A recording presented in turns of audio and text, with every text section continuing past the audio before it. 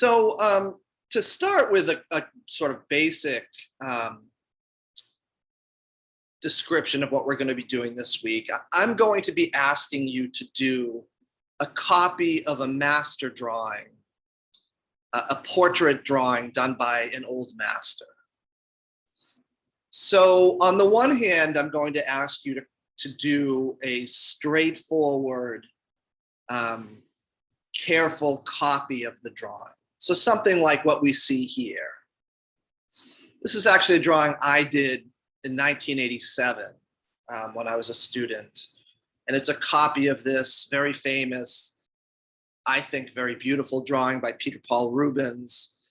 You know, it always sounds stupid to say things like this, but for me, this is one of the best drawings ever done, of one of the best portrait drawings ever done, both because it's so, you know, it does all the things we've been trying to do this semester, create a completely convincing sense of a believable three-dimensional volume in space, in spite of the fact that what we're actually looking at is a flat surface. It's using all the elements of drawing that we've been studying. And it's also an incredibly lively, alive, you know, emotionally and psychologically charged image. You know, and just the fact that he so successfully captured the transience of that expression, right? So someone who has that expression on their face, they're not going to hold it for long, right? So we see that type of thing all the time in photographs, because a photograph is a quick snap of a moment. But at the time that this was done, which would have been around, you know, I don't remember my dates exactly. Let's say something like 1600, which is the period that Rubens was working. It's probably a little bit later than that. He sort of perfectly captured a believable sense of a transitory facial expression. So this was my copy of it. I used to do master copies all the time. It's a well-known traditional way to learn how to draw, because when you copy drawings by people who are masters of the craft, you start to follow the techniques that they used, and you start to very intimately follow the way they were conceptualizing what they were drawing and how they were putting it down on paper. It's a very, very effective way to learn to draw. And it's something that was done by these artists themselves. So Rubens did innumerable copies of previous masters that he admired, like he did innumerable copies of Michelangelo, of Titian. Those are two that immediately come to mind. I'm sure many others. And you can find his copies of masters. So on the one hand, we're going to be doing a straightforward copy like this. But that's only half of the assignment. And I'm not going to do a demonstration of this kind of copy because I think that it's fairly self-explanatory.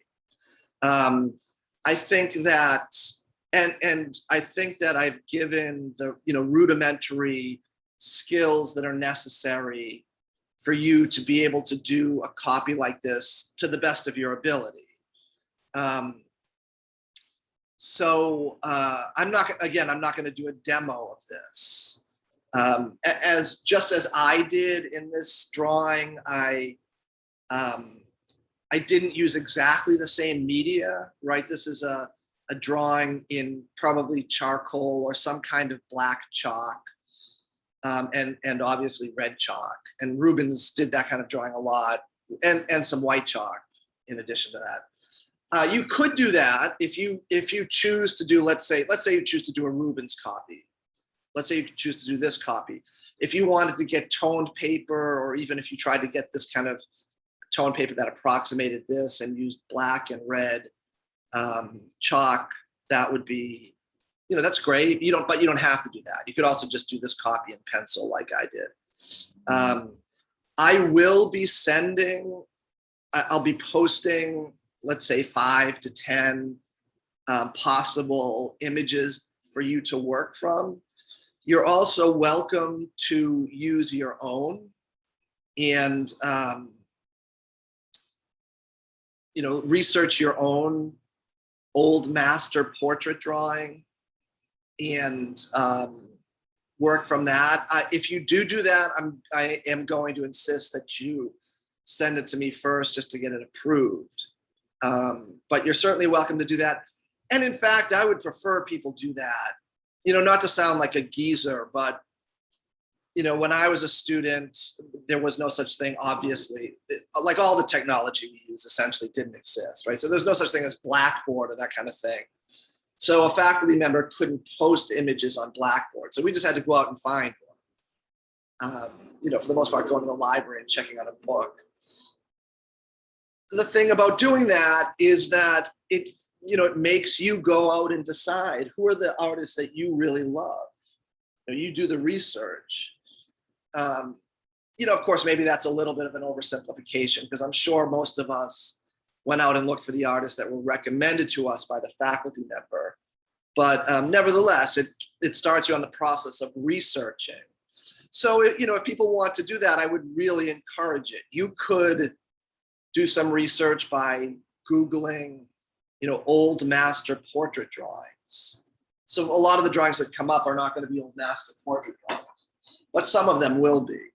So let's actually just do that for a second, just to give you an example. If people want to research beyond what I offer you. So just to be sure, you can all see my search engine, right?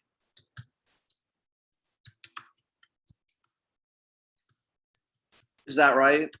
Yeah, we can. So old master portrait drawings. I mean, we could, you could start with a simple subject line or line like that. And so, okay, so then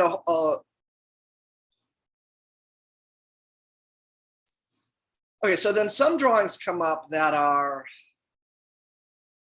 not old master drawings. So you need to filter through those. So for example, this is not an old master drawing. This is a contemporary artist. Not that that's a bad drawing, although I don't really like the way the artist is using the charcoal here. And then no one should ever sign their drawing like that. That's so tacky. Just because Rembrandt and Van Gogh did that doesn't mean you should. So is this an old master drawing?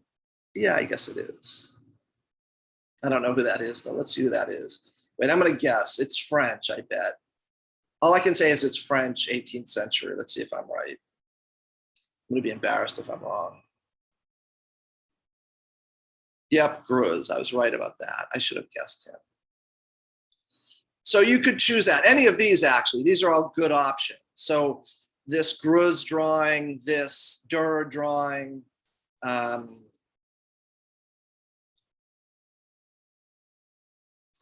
always told when I end up on Pinterest that I am signed out. So I guess at some point in the distant past, I had a membership to Pinterest, although I never ever used it.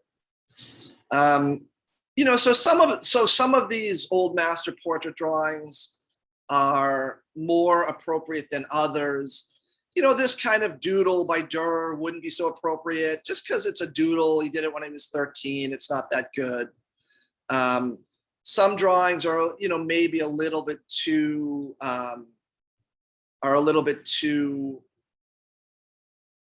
gestural and quick to be useful for our purposes. These are beautiful drawings by Rembrandt, but they're a little bit too gestural and quick.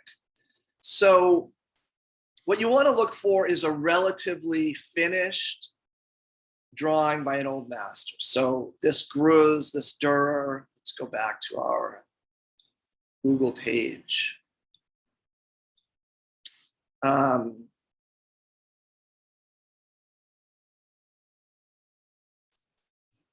If you're struck by a drawing that, this would be okay, it's not such a good drawing. This is not an old master drawing. This is by a 20th century traditional painter and drawer named Pietro Annigoni. He was a very, very conservative thinker and was completely dismissive of modern art. but he and some people hate him for that, but he did some interesting work, I think. And he drew beautifully. So if you wanted to do a Pietro Annigoni, that's fine.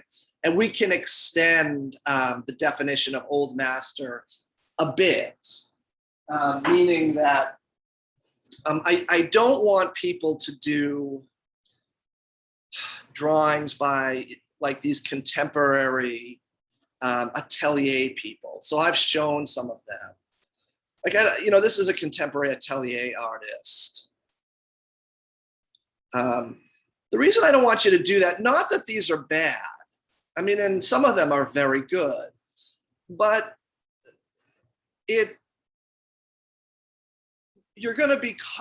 what you would be doing is copying a contemporary sensibility. And you already are a contemporary sensibility. So you're not really stepping out of, or you're not entirely stepping out of a way of thinking that's familiar to you. And I'd like people to use this as an opportunity to, one, intimately study a period in art that you're maybe not immediately familiar with. And I think it's useful to step out of sensibilities that are immediately evident and apparent and familiar to you, and see what you can get from ways of thinking that aren't part of that contemporary paradigm, if that makes sense. And there are also certain things that the old masters could do that you just simply don't see in contemporary artists. So that gets into a very, that would be a very long and I think interesting discussion. But let's just say, just to follow up on that a bit, and I think I'm rambling here a little bit. Let's go back again to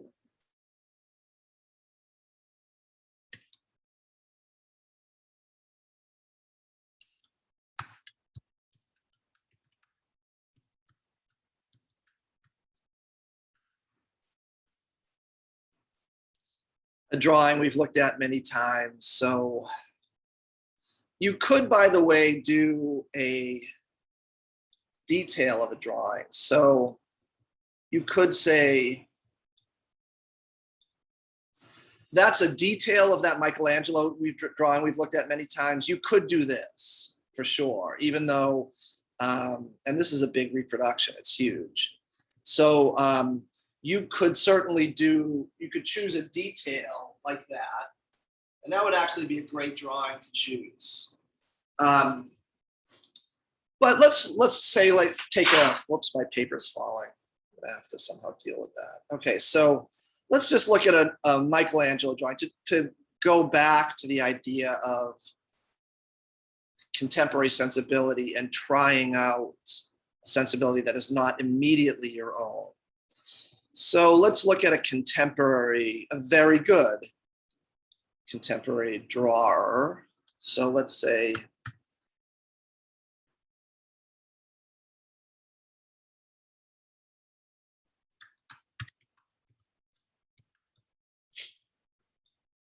a drawing in the kind of classical mode. So we can take Stephen Bauman drawing, something like this.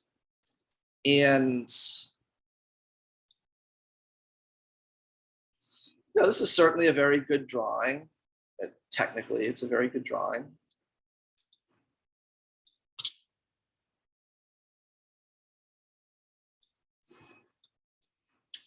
I know that's not big on your screen, but we don't need to get that big. So if we took a drawing like this, say, why is it so small? That's annoying.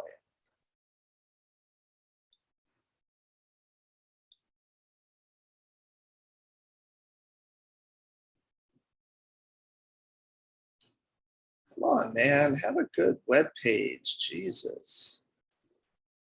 We can actually see your drawings.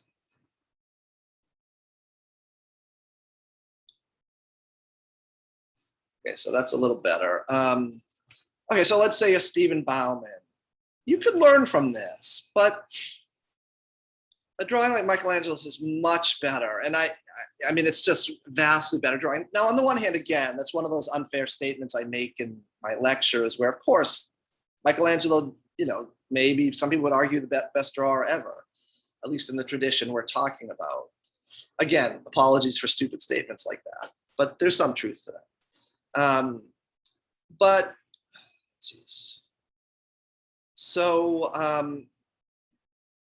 there's for primarily what I don't want people to simply resort to are the photographic elements, right? We've talked about that, where in most contemporary so-called classical artists, there's the residue of photographic representation, where there's as much emphasis placed on how closely this contour, how closely these values mimic the way the camera represents what we are seeing.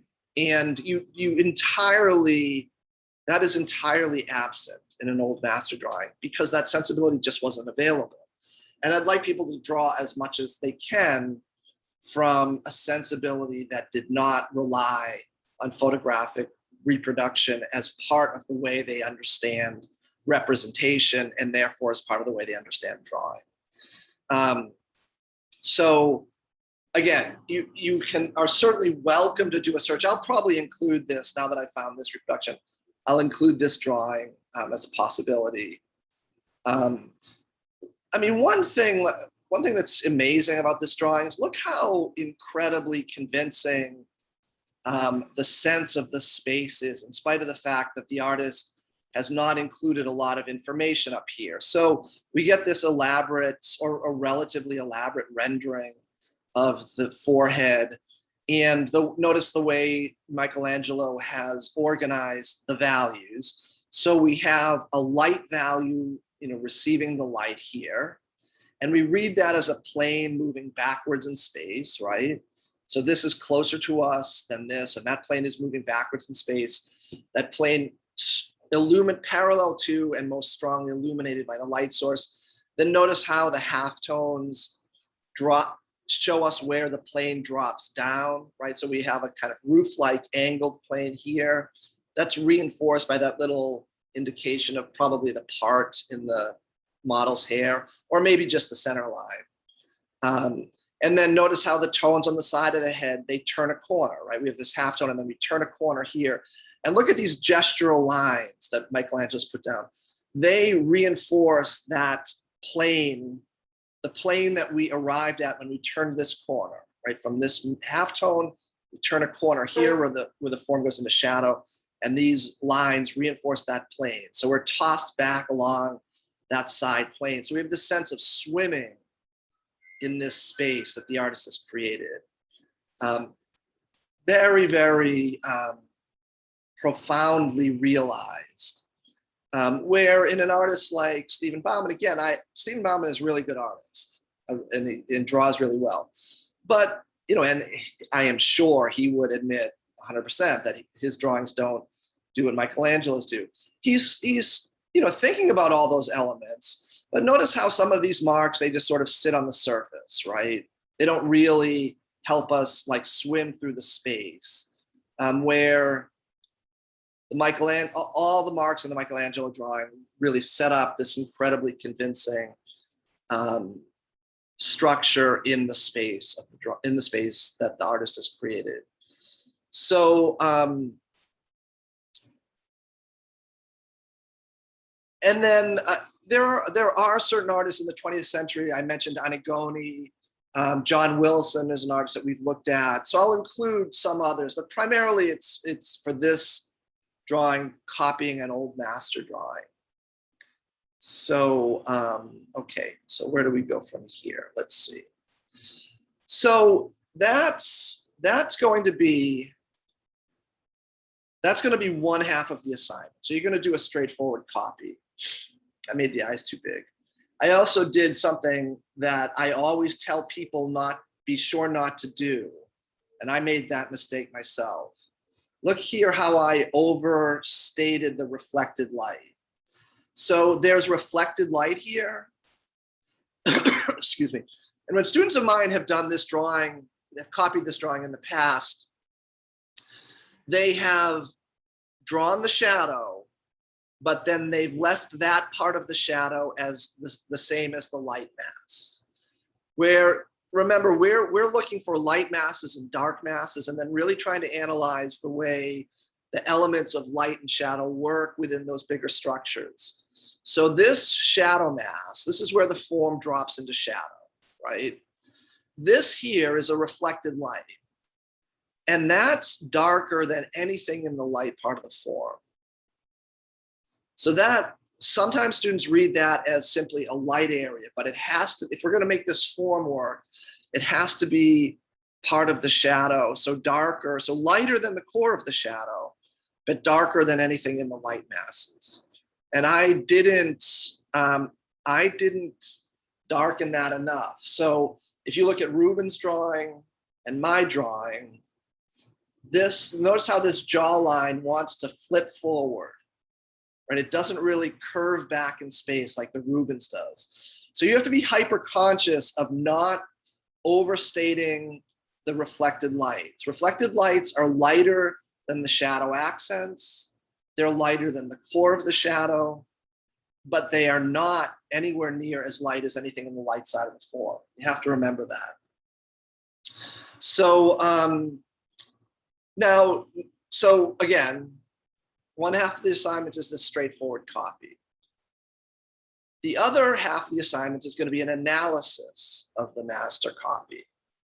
And it's going to be a planar analysis, as we've been doing in class. So what I mean by that, just to give you a couple of examples, I want you to look at the drawing and really carefully analyze it in terms of the planar structure of the head that the artist has set up. So both for the head and for all the features. So we've looked at multiple planar heads so far this semester. We've looked at that Dürer drawing, that very angular planar structure. We've looked at that little drawing from the George Bridgman handout. So I don't know that it's necessary for me to pull those out again. Maybe I will. But I want to show, let me show a couple of other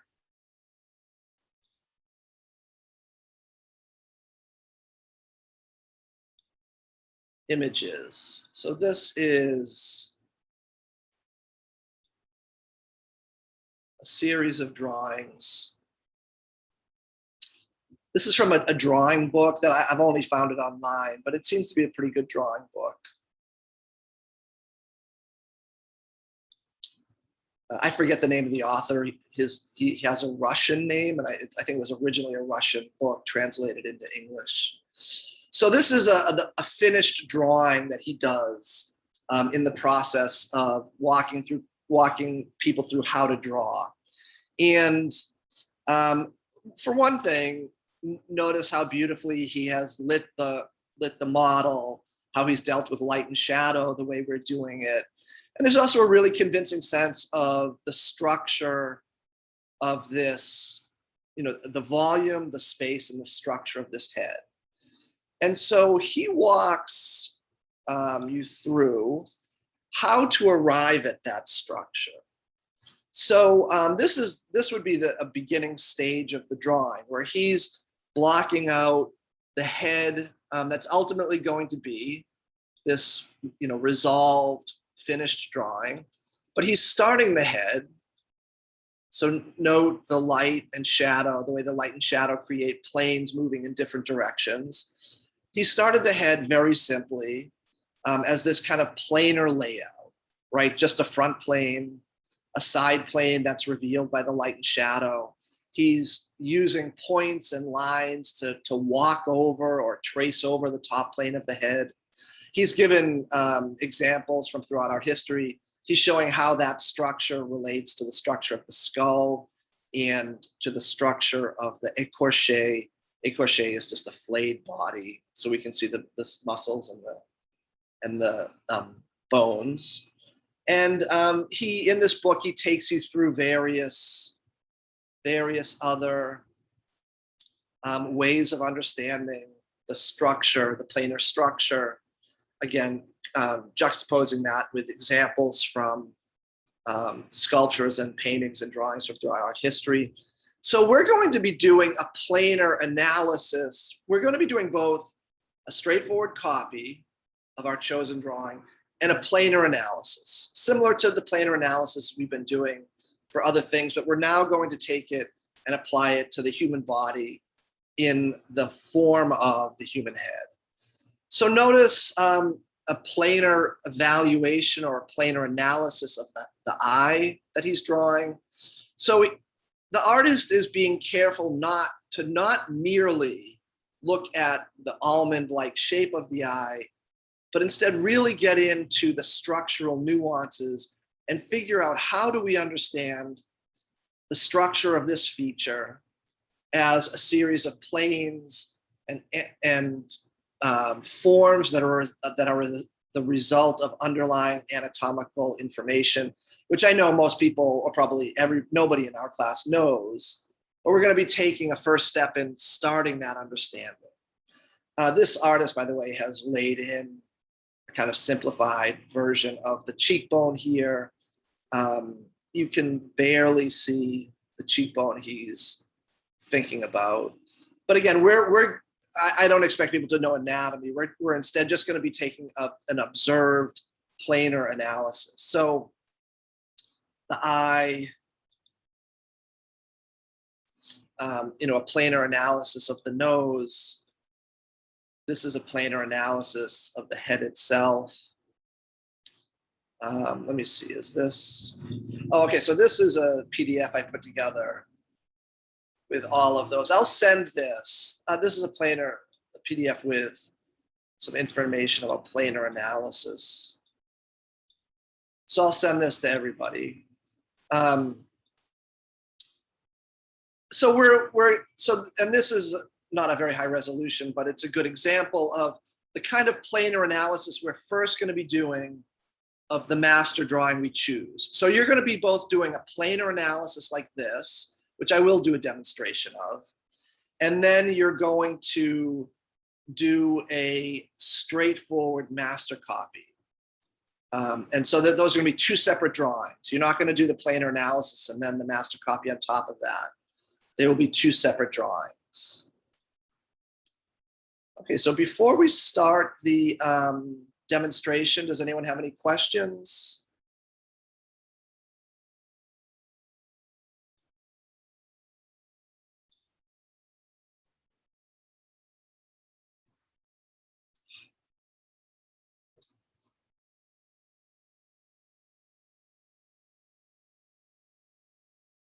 So since I stupidly forgot to record for a few minutes, just to mention again, I'm starting this analysis by using just straight lines and trying to understand how the artist has understood the planar structure of the head that, in this case, he is drawing.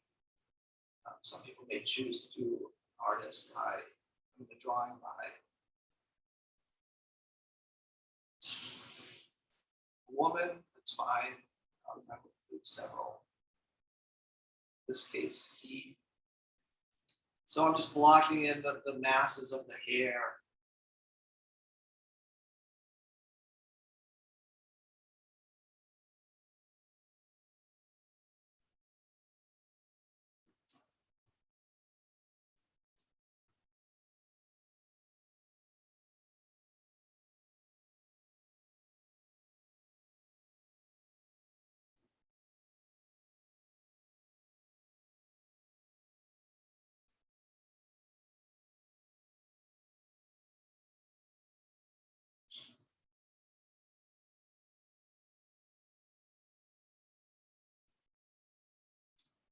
So it probably is obvious that at this stage, things like the little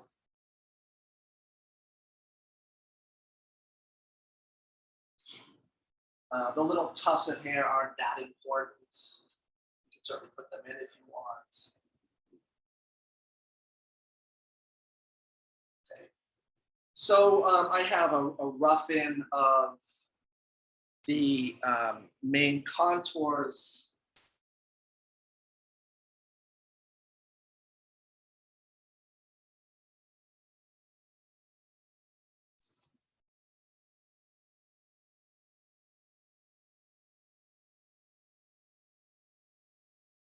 So even notice this line I'm drawing there, like that line of whatever kind of clothing this figure is wearing. You know, if you put your hand on your shoulder just above your clavicle, you can feel that sloping plane, right? It's a plane that's moving upwards as if it's a kind of gentle hill, right? Up to the top of the muscle behind your neck, which is called the trapezius. And notice how this line, that line is very clearly marking off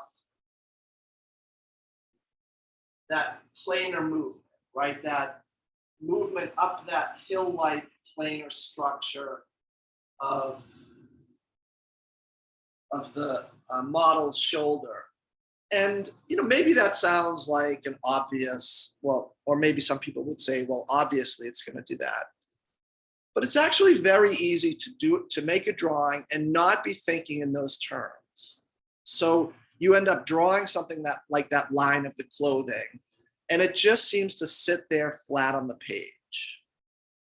So really you want to be doing this drawing hyper conscious the entire time you're drawing of making marks, each one of which reinforces the movement of the volume through space, or the movement of the plane through space, right? You're trying to very consciously hold on to that idea that we're creating an illusion where we're trying to tell the viewer that what they're looking at, a flat surface, is not flat at all.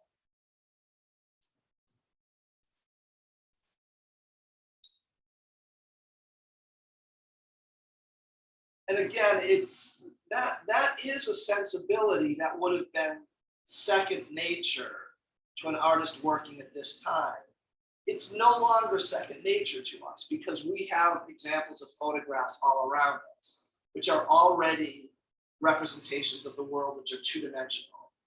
And I think it's really important to get out of that way of thinking. If you're going to succeed at the kind of drawing we're trying to do. So that's another reason I think it's better for this assignment to copy an artist who was working before the period of photography. Now, again, that's not an absolute requirement, but it's something that I want to encourage people to try to find an artist who is working before the advent of the photograph.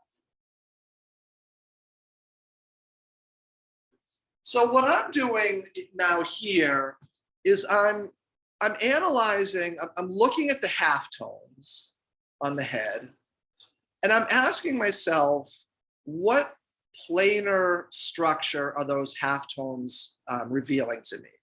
So again, I'm not just thinking of them as different values on the surface. I'm asking myself, why does this figure's head go from primarily strongly illuminated on the top of the head, above the cheekbones, obviously with the exception of shadow planes like the nose. But notice how there's overall a lightness to the planes above the cheekbones, and then the planes below the cheekbones drop into halftone. And that's because the planes below the cheekbones are slightly turned away from the light, so they're moving in a different direction in space.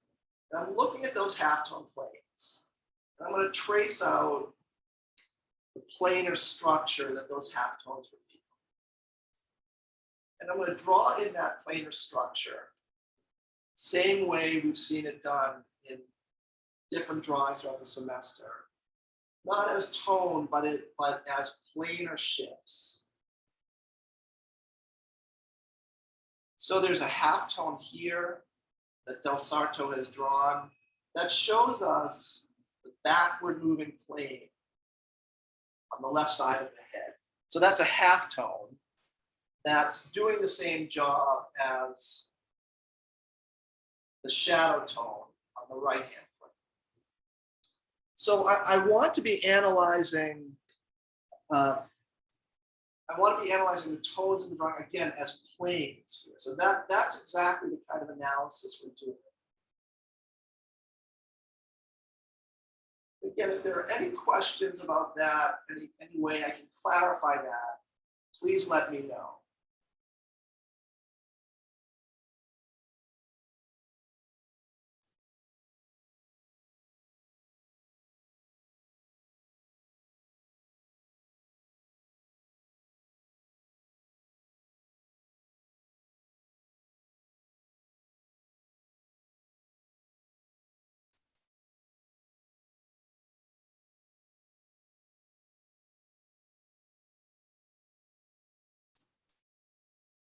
So I'm drawing the features, being aware the entire time of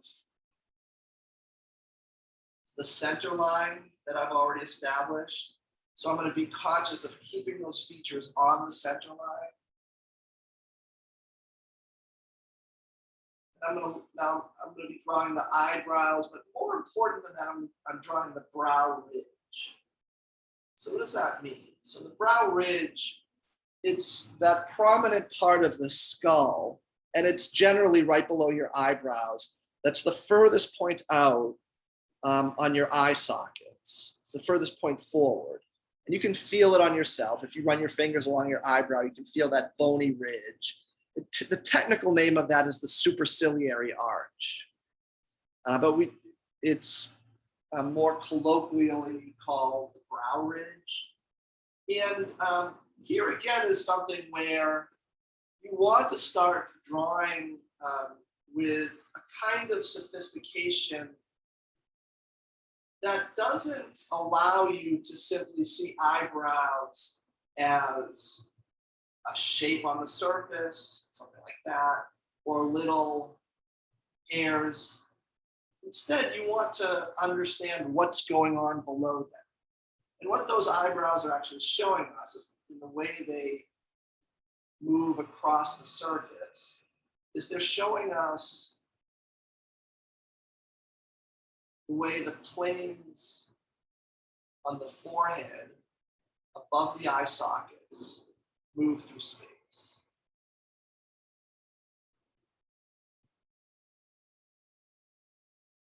And so I'm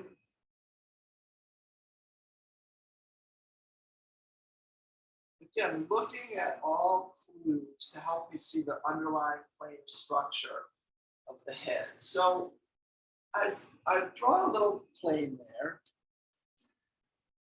So I want to just make sure people can see what I'm seeing. So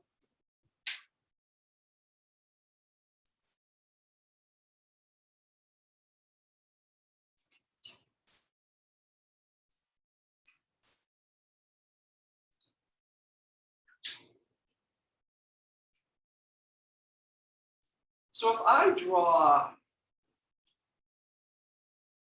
simply lay in the brow ridge first, and then looking at, again, the half tones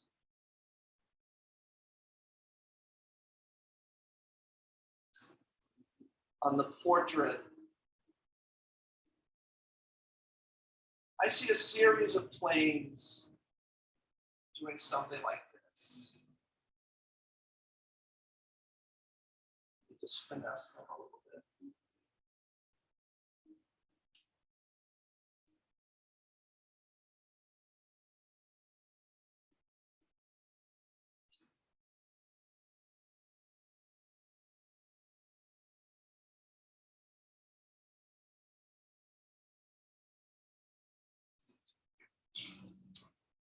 Okay, so before I go any further, do people see what I am seeing?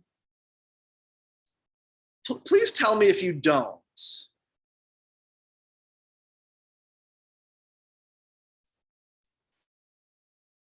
are there any questions about how I'm finding those, or how I'm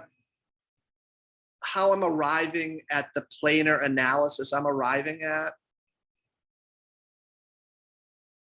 So, Mitchell, you asked about that. Is that clear to you?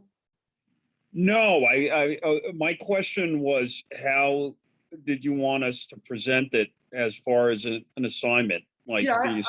I understand that. I'm just asking, do you understand what I'm seeing? Like, are you seeing what I'm seeing? Yeah, except, well, because the camera on the right side of you're drawing on the right hand side is slanted, so it's a little harder to see them both, like as the Yeah, we get that distortion. But so, for example, and I'm asking you, but I'm really asking everybody in the class. I assume people understand how I arrived at this side plane.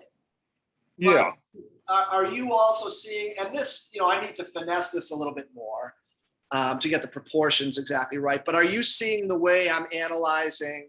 So, for example, there's a upward facing plane here that I'm tracing out approximately with that shape. And then there's a slight half tone in the center of the forehead above the eyebrows that has a kind of rectangular shape. And then we move off to the side on either side of that rectangular shape. Are you seeing that information? Yeah. Okay. Can anybody, Mackenzie, you have a question? I was just curious how far you want, like, let's say we get to this point, like how much further should we go with the planar analysis to be done with it? You mean on the forehead or just in the whole thing? In general, the whole thing. I'd like you to complete the drawing as a planar analysis. And so, I will, again, I have to end a little bit early today. Anything I don't finish in this demo, I will finish later. But I'll continue to carry it forward so that you know what I mean. But so just, are you asking, let's say, specifically about like, let's say, the features? Right. So like in the example, in some of the examples that you showed, like the eye was finished being drawn and there was a planar analysis on top of that. But since we're doing like a more accurate drawing on the other side of the paper, should we just be doing like basic lines on this one as opposed to like? Yes, just a linear analysis of the planar structure. But Okay. I will be asking people to do a linear analysis of the features as well. So, and I'll show you what I mean. In fact, I'm starting that right now. So Okay. let's start by, I'm going to start by analyzing the nose. But actually, before I do that, I'm going to just take a couple measurements and see how my proportions are. So, from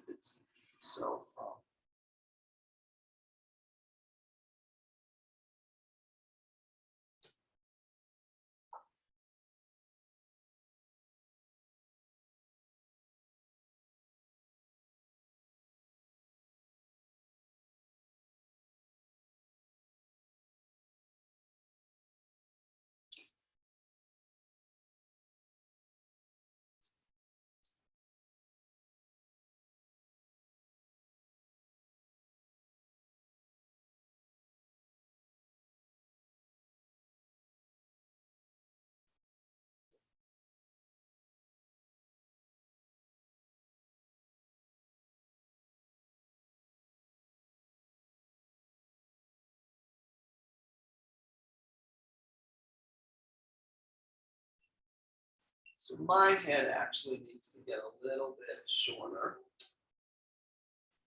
which it kind of looked like. I'm not surprised. So I'm going to change that as I continue. So I find that my proportion's off. So I'm just going to adjust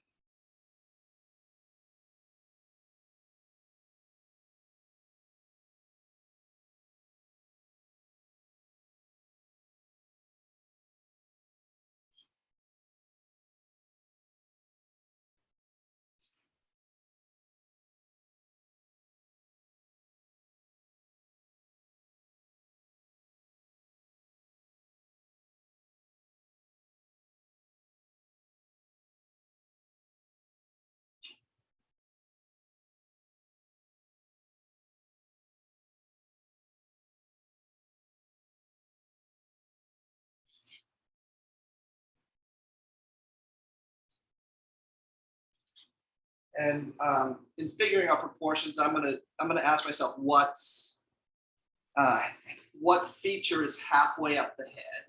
So in this case, halfway up the head, meaning from the bottom of the contour describing the chin to the bottom of the hairline.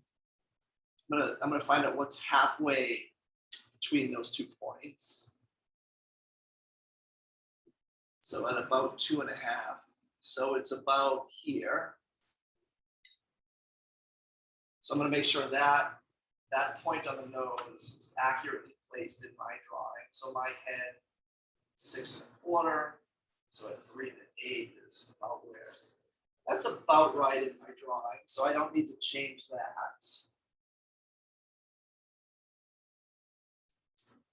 I do need to bring the brow ridge down.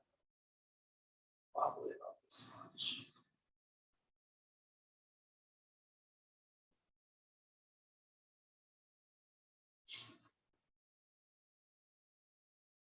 So in you looking at those eyebrows, I'm looking at them as a movement from further back in space to close to us in space, and then from the peak of one eyebrow to the peak of another of the other is approximately a movement across a plane that's facing us.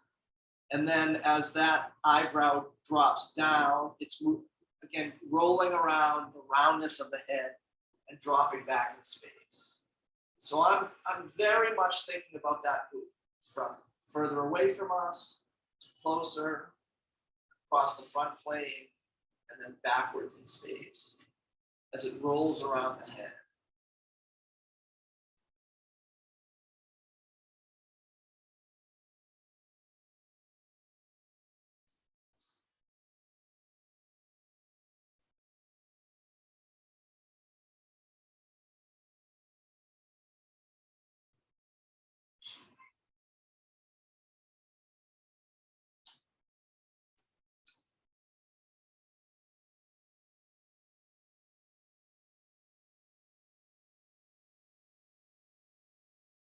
I'll start to put in some of those lines. I mean, I'm not going to be able to get that fluidity that Del Sarto got, but I'll try. It's always a kind of, or at least I find, there's an incredible ease in the way those artists could make those little lines that really give a sense of the flowing hair. Okay, so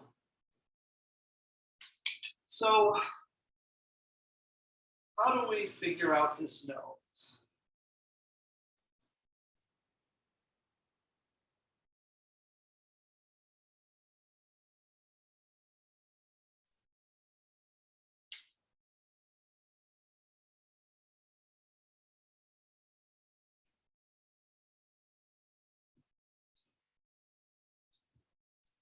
So just as I started with the main division of light and shadow on the head, I'm going to look first at the main division of light and shadow on the side plane of the nose. Right, so along the bridge of the nose, the front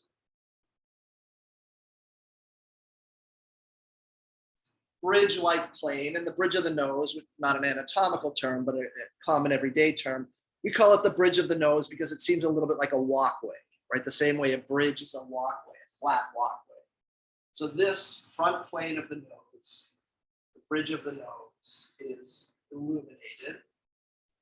And I'm going to simplify that as simply a forward-facing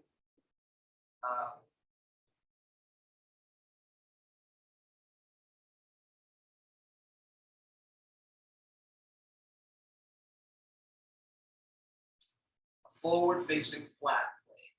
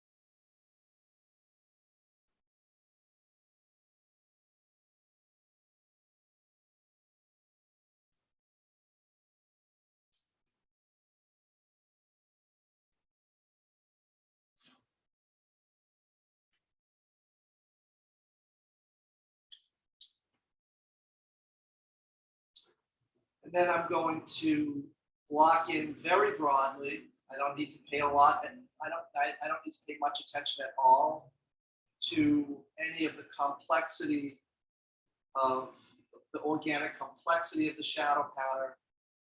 I'm just dropping in that shadow plane.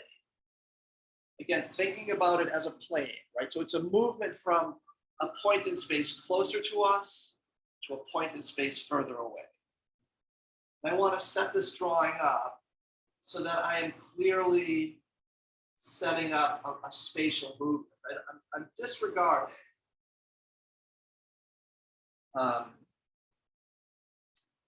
any kind of organic complexity. That's going to come in the next drawing. So I just want to set up a plane, and then I'm going to very carefully analyze the light and shadow as it moves around the bottom elements of the anatomy of the nose. And I would simplify the nose into a planar configuration, something like that. So I'm going to completely ignore the nostrils because they're not important for us in terms of setting up the planar structure.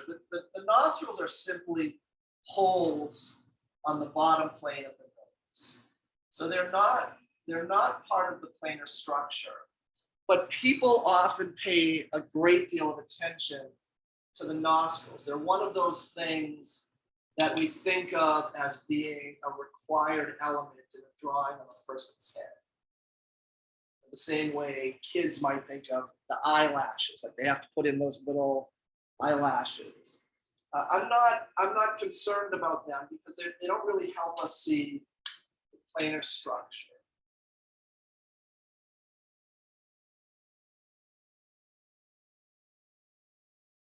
Now I'm going to look at the very subtle halftone on the left-hand side of the nose. And look at the way that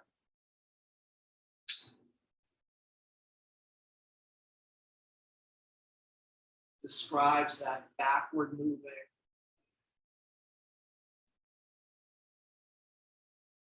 plane that's parallel to the backward moving plane on the right-hand side of the nose. And I'm drawing it so that I have a clear sense of that structure projecting out towards. Right? And so we can think of everybody's nose as a variation on this simple shape, on this simple planar configuration. So we have a front plane, which is the bridge of the nose. There's a side plane as the nose moves back towards the front plane of the face. And then we have an underplane. So now there's a great deal of anatomical variation from one person's nose to another.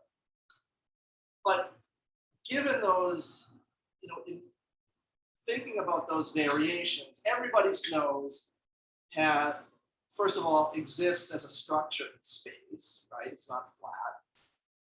And everybody's nose projects out from the face, and there's a front plane, and a side plane, and an underplane. And you'll notice in classically illuminated figures, that underplane is often in shadow.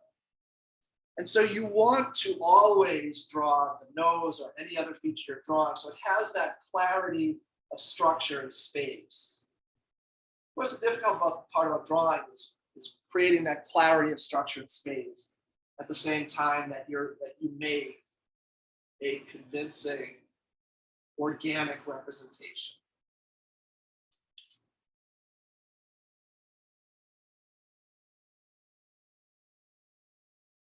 So I'm going to indicate the smile lines. I think my proportions are still off. I would if time weren't an issue, adjust my proportions. But I will continue on carving out the planar structure just because of our time constraints.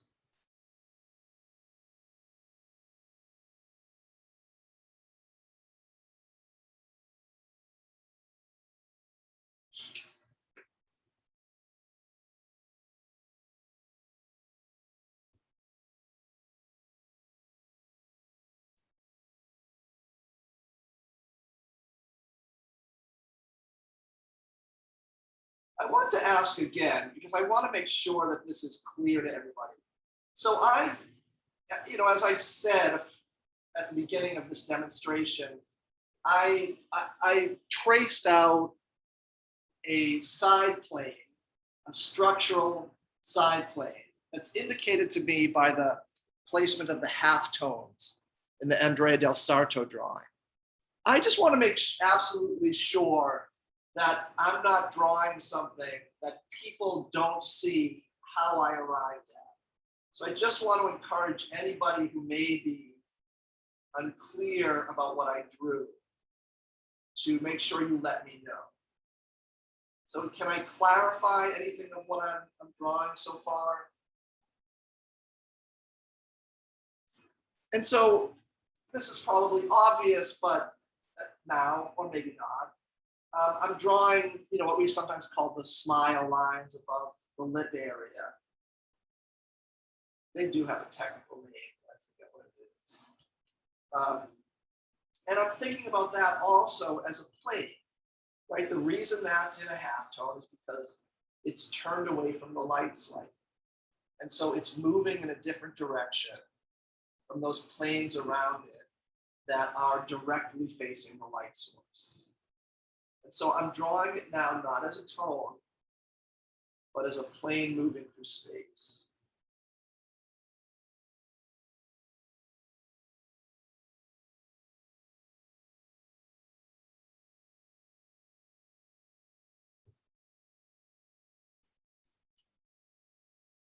So now the lips.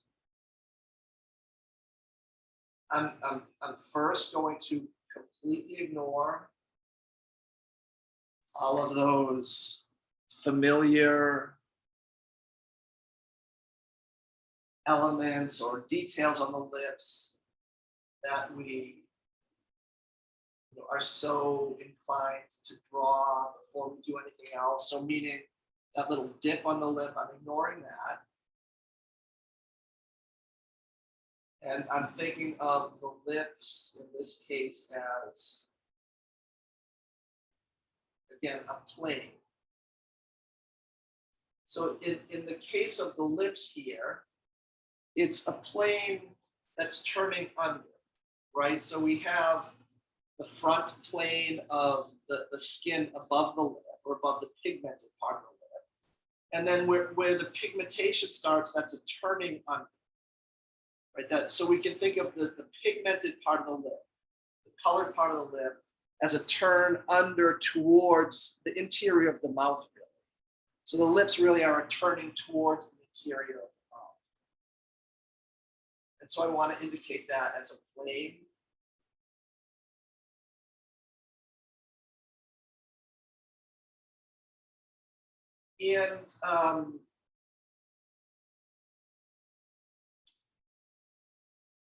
And the lips, so if we think of the lips, they're both a turning under, but also they're a turning around in space, right? So the lips are wrapping around the three-dimensional volume of the dental arch. So if you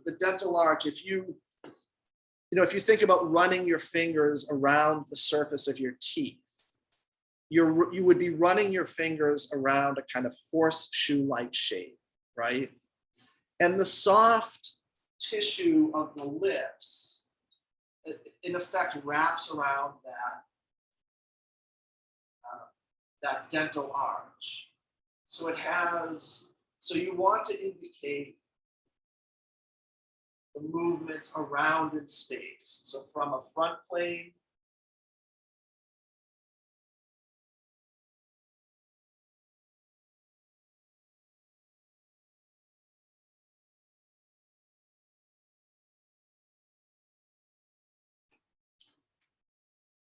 So my proportions are off. So now, so the question is, where are they off? So my chin needs to come up.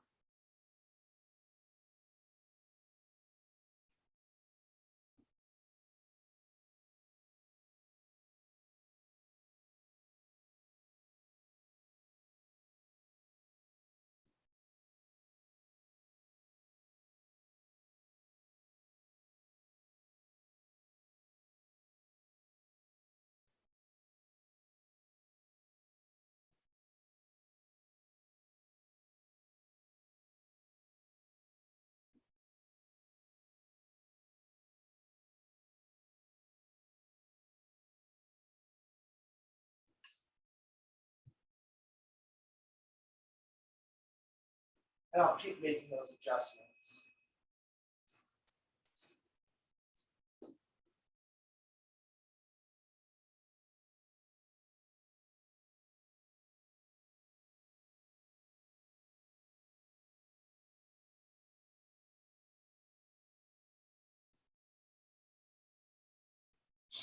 Okay, so I have to I have to temporarily pause this demonstration. I will finish this demonstration later today and then post the entirety of the demonstration. But this is the beginning approach to starting this planar analysis. And so people can start, if you are so inclined, you could start now by taking the same approach. Does anybody have any questions about this? I had a question about the actual master copy. Okay. Because I saw like most of them kind of use tonal paper, which kind of helps with the like the light and the shadow, the half tones. If we were to only use white, would we be able to achieve the same like techniques? Like would we be able to use the same techniques they did, or would it be harder for us? Well, so what you're going to be, sorry, give me 1 second. I need to plug in my computer. I don't have it plugged in. It's about to die.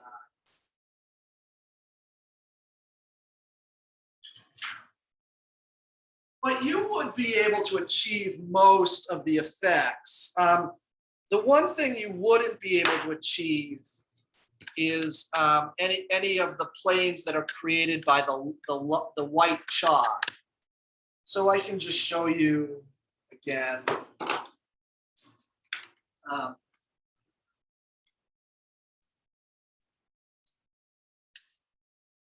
So